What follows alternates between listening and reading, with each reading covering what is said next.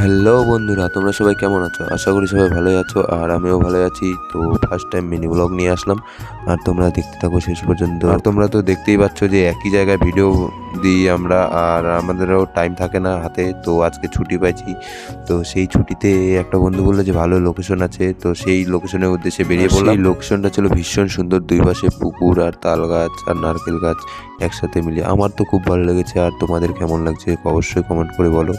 আর সেই জায়গায় এসে আর দেখলাম যে একটা কাকু পুকুরের ধারে বসে মাছ মারতেছে ছোট্ট একটা কোনায় ঢুকে। তো সেই কাকুর সাথে কথা বলে নিলাম। কিছু কথা বলার পরে অনেকক্ষণ ধরে বসে থাকার পরে ভিডিও করার পর দেখলাম যে একটা মাছ উঠলো। এই মাছ ধরা তোমাদের দেখাও বলে আমার বেশ কিছুক্ষণ সময় কেটে গেল। আর আমি জানি না তোমাদের এই মাছ ধরা ভিডিওটা কেমন লাগলো, তবে আমি প্রথমবার মিনি ব্লগ করলাম, আর ভুল হলে অবশ্যই কমেন্ট করে জানাবে।